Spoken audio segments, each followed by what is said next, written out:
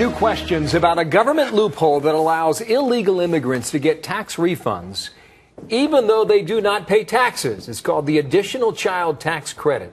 And there was a new estimate this year that illegal immigrants could get up to $7.4 billion in taxpayer money.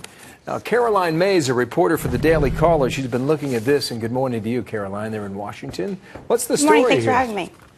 Yeah, so the Additional Child Tax Credit allows illegal immigrants and pretty much anyone to apply for a tax benefit using just their taxpayer identification number, which is different from their Social Security number in that you don't need to be a citizen in order to have one. You just use that number in order to file your tax returns.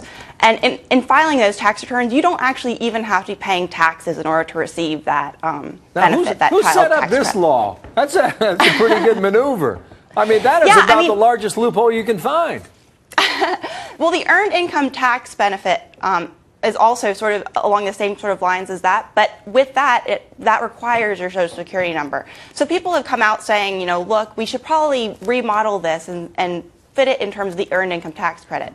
And there has been legislation to that effect introduced, but in May it was not allowed to come up to a vote because Majority Leader Reid said that these loopholes were were already closed, and that people outside of the United States were not receiving funds. So you're saying, wait a minute, you're saying back in the spring this came up before Congress and Harry Reid said no? It did. This very issue came up before Congress, and there was legislation from Louisiana Senator Vitter and Senator Sessions that would have closed this loophole, but it was blocked. That effort was blocked by Senator Majority Leader Based on Reid. what, though, Caroline? Based on the idea that the people that legitimate filers, people who actually did deserve this tax credit, could fail to receive it due to the new even though they're regulation. here illegally. Yes. Yeah. Well, you found one incident where 4 illegals claimed 20 children living with them.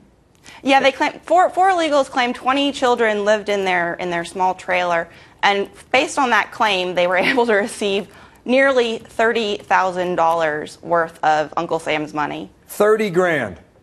Yes. In one instance. Were the kids even there, or did they make that up? Well, no, they were actually, some of them were located outside of the United States. So they weren't even here. No. Well, that's some easy money if you can get it, right? Always good work if you can get it, Yeah, but I think that was a fraudulent claim that was outside of the purview that this loophole would I see. allow. We did this story back in May, but it was not to the degree that it is today. In May, we reported about $4 billion in fraud. Yeah, now this number is almost double to $7.4 billion. How is that possible? That number was based on 2010 numbers that came out of the Treasury Department's Inspector General report. So what the Senate Budget Committee, the Republican side of the Senate Budget Committee, did is they extrapolated based on those numbers what it would look like in 2011, which was just over $5 billion, and then what it looked like this year, which is now $7.4 billion. So as you can see, that number just continues to rise, and that actually has quadrupled in the last 5 years. Oh, blows your mind. I mean, with that loophole, we're seeing vastly larger amounts of money heading to people who... You mentioned that the legislation was held up by Harry Reid back in the spring.